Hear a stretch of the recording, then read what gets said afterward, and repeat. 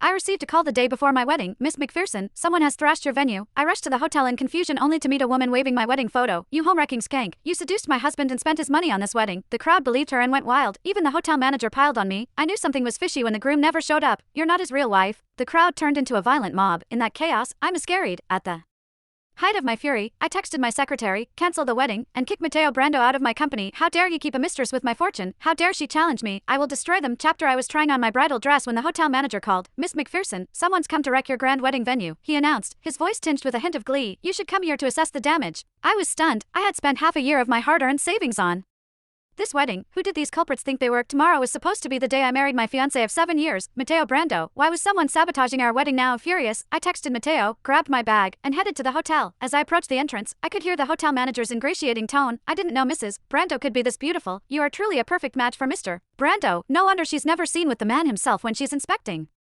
the preparations. She's not really who she claims to be, is she? Please give me your number, Mrs. Brando. I would love your support for the hotel's ventures and projects in the future. My heart skipped a beat. A woman with bewitching curves and long, wavy hair was holding the manager's business card. No problem, she replied. But first, I need to take care of a brazen vixen. I'll remember you helping me today. I strode into the venue. The flowers I had painstakingly arranged had been thrown to the floor.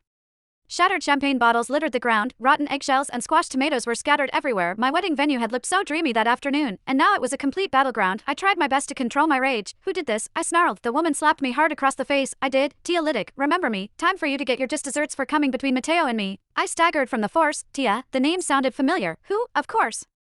Matteo had once told me that one of his juniors had asked him for job connections. That was her name. I sneered. Matteo, you jackass. My dad had let him take over the company's leadership position temporarily because I got pregnant, but now he acted like he'd always owned his spot and title, and he had kept a mistress behind my back. Who the hell do you think you are? Tia shoved her phone in my face. It displayed a picture of her and Matteo in wedding attire. She pointed at another photo of Matteo and me welcoming guests at an event. No, you tell me who you are. I took this picture with my husband about half a year ago. How dare you seduce him? Tia barked. Seduce him? Ridiculous. I grabbed my phone, ready to call Matteo for an explanation. Tia snatched it away and threw it to the floor. Don't you know your place, homewrecker? Tia's voice was loud enough to draw a crowd. People gathered around, pointing fingers at me and whispering. I did a little research. The groom is Mr. Matteo from Lonbodo Inc. Young people nowadays will do anything for money and clout. Exactly. She's so beautiful. Why did he have to? The manager rushed to Tia, trying to soothe her. Don't be mad, Mrs. Brando. It's not good for your health. How about a stay in our presidential suite and a year's worth of free spa treatments? It'll help relieve your tension, I promise. Finally, he turned to me and said, sorry, Miss McPherson, but we're not hosting your wedding now. Chapter I laughed scornfully. Oh.